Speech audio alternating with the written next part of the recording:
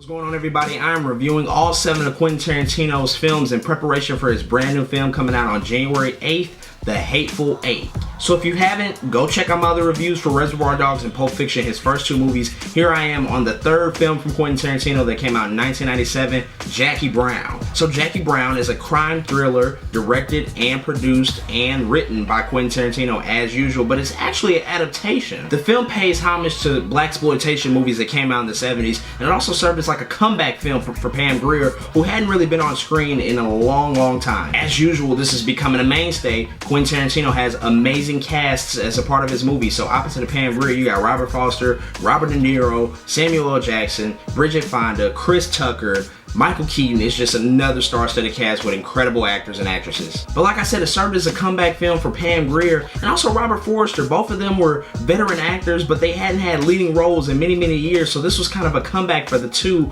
on this movie, Jackie Brown, as well as serving as a tribute to blaxploitation films of the 70s, which I'm sure Quentin Tarantino was always heavily influenced by. So here's the thing about Jackie Brown. Jackie Brown is probably my least favorite Quentin Tarantino movie. But still, let's keep this in perspective. That's not saying that it's a bad movie at all. It's not a bad movie. It's actually a terrific movie. However, when compared to his other movies, I don't enjoy it as much. But you know what? There are some people who consider Jackie Brown one of his best movies. So honestly, when you have this type of filmography and you have this long lineage of just making dope movies, I mean, you really can't go wrong either way. Like I said, it's not my personal favorite. Still a great movie though. Now, unlike his previous movies, this movie took a more traditional approach to how it told the story. While there were some elements of the non-linear storytelling in this movie, it still followed the more traditional mode of like beginning, middle, and end, Act 1, Act 2, Act 3. You know, to be honest, to come off of Pulp Fiction and to make a movie is just the toughest thing in the world to do. When you make pretty much a cinematic masterpiece, to make a follow-up film to anything, it's just going to be incredibly difficult. But still, this movie is very much enjoyable in its own right. You can't compare it to Pulp Fiction. It's really a different movie in a lot of elements. In this movie, Samuel L. Jackson actually took the role of the villain. I mean, you could argue that he was, pretty much a villain in Pulp Fiction, but he really took the role of villain in this movie. It was undeniable, and he was just extraordinary. He's probably my favorite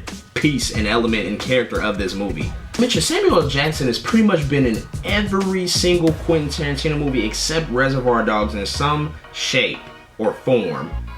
Like every one of them. Oh, that's another thing. It's a little bit long, but that's neither here nor there. All of his movies are long. But no, despite that, this movie is great. I mean, it's also another highly stylized movie from Quentin Tarantino. Like I said, the usage of blaxploitation, the title font, the music that was used throughout the movie, and then also just a tribute to Pam Grier, who was a huge star in the 70s. I mean, it just really showcases those things. Quentin Tarantino really loves to utilize influences on his career that made him want to be a filmmaker and really put that in the meat of his movies. And of course, you gotta have cultural references within the movie. This movie is no exception to the Quentin Tarantino formula. He stuffs it with a lot of different cultural references. You just gotta pay attention to find them. When people are watching TV, when people are talking to each other, there's always a lot of that stuff, a lot of Easter eggs for people who are really hip to film and TV. But I mean, yeah, I don't really have too much to say about Jackie Brown. I don't think it changed the industry in any sort of way. It wasn't groundbreaking like his previous 2 films, but it's not a bad film with that said either. It's still a great film. It's still enjoyable to watch. Like I said, probably my least favorite. Still a great film nonetheless. Go check out Jackie Brown if you haven't. You might get something more out of it than I did. So with that said, I'm going to give Jackie Brown an 8.1 out of 10.